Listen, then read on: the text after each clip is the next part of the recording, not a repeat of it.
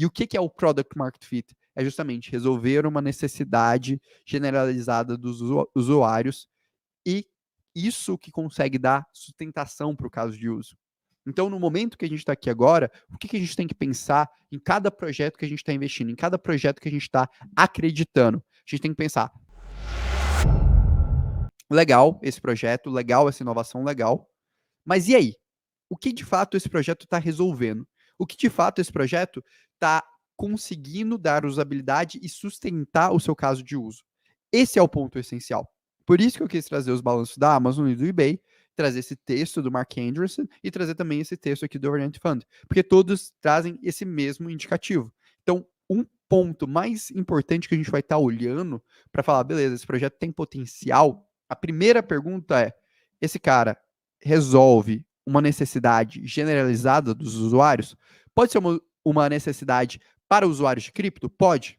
Então, cara, o usuário que ele não quer, ele quer poder fazer trocas de tokens sem correr o risco de exchange, ou seja, basicamente a gente está falando, o usuário que quer utilizar o Uniswap.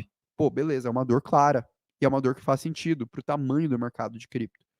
Ou até mesmo uma dor mais generalista, sei lá, vamos pegar um Lens Protocol, que está tentando inovar na parte de social media. Mas a pergunta principal é entender, cara, esse cara já conseguiu encontrar isso? Esse cara já conseguiu funcionar? Se você olhar para os números da Uniswap, você percebe isso, que eles têm uma constância em número de usuários, uma constância em número de volumes, uma constância em tudo. Isso é um sinal bem claro que eles encontraram um caminho para isso. Que faz sentido, que a solução resolve uma dor. E aí depois o que vai definir o tamanho, o valor de tudo aquilo vai ser o tamanho de mercado, mas aí a gente entra numa outra discussão. Mas esse para mim é o conceito mais importante, é o conceito que eu mais gosto de olhar hoje quando eu estou tentando entender coisas que estão um pouco mais maduras. Ficou claro isso daí para o pessoal? Danilo, tem alguma dúvida, algum ponto que você queira puxar? Eu acho que só tentando resumir aqui para o pessoal, né? Basicamente a gente tem que ver se mesmo numa crise, né? Mesmo no momento que a gente está vivendo, aquilo lá tem uma demanda clara, né? Parece que nessa explicação, né? Tentando simplificar ao máximo com todas as licenças poéticas que eu posso, esse conceito de Product Market Fit, basicamente, pensa num cenário em que você tem que vender areia no deserto. No deserto, você tem areia pra caramba ali e tudo mais, e ninguém tá precisando de areia ali naquele momento. Ou seja, se você tá vendendo areia no deserto, você tem um fit no mercado que não faz sentido, porque você não tem demanda ali. Agora, se você estiver vendendo água no deserto, você tem um market fit praticamente perfeito, porque você vai ter muita demanda e muitas pessoas querendo, né, entrar e consumir o seu produto. Tentando estender isso ali para cripto, quando você vai, ou para Amazon, por exemplo, que foi o que você trouxe, né? Amazon, eBay, você tem que ver se o mercado em que eles estão inseridos, né? Por exemplo, do eBay ali do varejo online, ele está crescendo e se realmente é um mercado que faz sentido ali para você gerar demanda, né? Então seria ali você ver se realmente é um negócio que vai prosseguir, né? Se vai ter demanda a longo prazo ou não, mais ou menos isso, né, Orlando? Exato. Basicamente, o que você está falando é aqueles lá que têm um market fit maior, né? Ou seja, aqueles que encontram o seu mercado e se estabelecem nesse mercado de uma melhor forma, eles são mais, digamos assim, resilientes, né, a essa crise, certo? Justamente. Quando você encontra um público que está se tornando fiel, que faz sentido, que ele sempre vai ter aquela demanda, aquela necessidade, naturalmente você sempre vai estar gerando resultado e, por consequência, você vai ser mais resiliente, você vai sobreviver mais tempo. Boa. Então, o que o Oliver aqui está falando, né? Projetos que captem usabilidade e demanda. Né? Eu queria saber se, dado essa definição, né, que a gente citou agora, vocês aqui no chat, fala uma só, que eu vou ver qual que mais aparece aqui. Qual que é um projeto que vocês, né, definiriam como tendo a usabilidade e a demanda que o Oliver falou e tendo esse market fit, né, o fit no mercado que a gente está citando aqui, né, essa demanda real ali para poder superar, né, e criar realmente ali uma base de clientes que vai fazer com que ela supere essa crise. Fala um aí nos comentários que eu vou ver qual que aparece mais. E é importante deixar claro que aqui não é uma coisa que o projeto está projetando ou prometendo, é uma coisa de fato concreta, é uma coisa que numericamente já está acontecendo. Você projetar e falar, eu acredito que as pessoas querem um protocolo de privacidade. Isso é uma dor, e talvez alguém vai criar uma coisa que supra essa dor.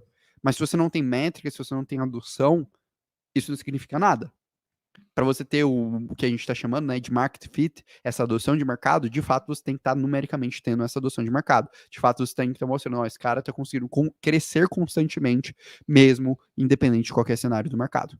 Que é justamente, né, o que um ativo precisa sobreviver no ciclo de baixa. Se eu posso pegar e falar para vocês, se vocês quiserem, né, o momento pega o lápis ou tira o print da tela e anota, para mim são esses 3 critérios aqui.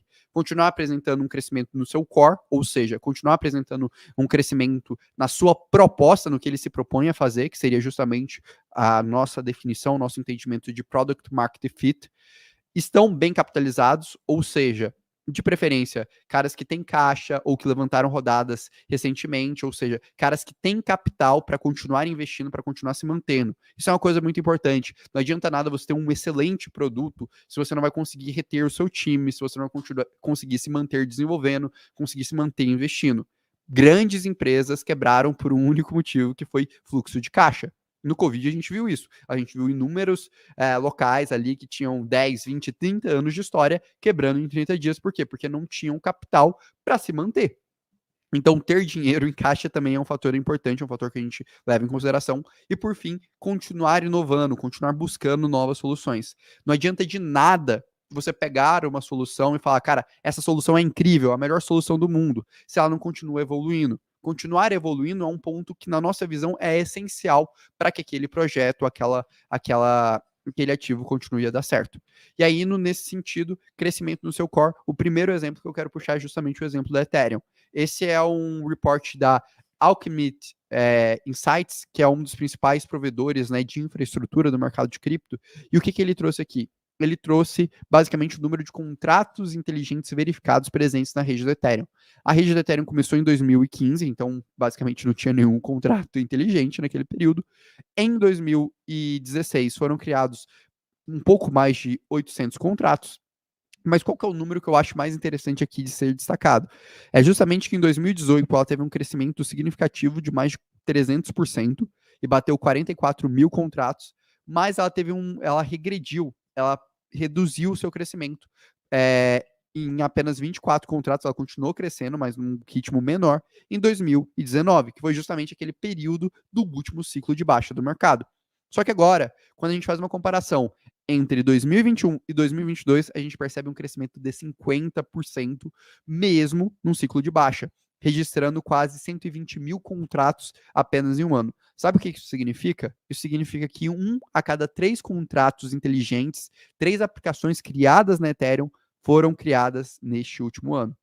Isso é um exemplo bem claro de que apesar do mercado cripto não estar sendo atrativo do ponto de vista de investimento, do ponto de vista de atrair público, não está no hype, a plataforma da Ethereum está continuando a atrair desenvolvedores, pessoas que querem criar alguma coisa ali dentro. Então, isso para a gente é um excelente sinalizador que ela encontrou justamente esse market fit, ou seja, as pessoas estão indo até lá para desenvolver aplicações. Outro exemplo, Polygon. Polygon, nesse mesmo período do ano de 2021 para 2022, ela cresceu em 335% o seu time de desenvolvimento, ela aumentou em mais de 800% o número de desenvolvedores ativos no seu ecossistema e cresceu em mais de 150% o uso de APIs, né, que conectam, que comunicam com o ecossistema de Polygon. O mesmo vale para Arbitrum, que apresentou ali números parecidos de crescimento. Então aqui são 3 exemplos de 3 ativos que encontraram seu market fit, que estão conseguindo entregar resultados interessantes.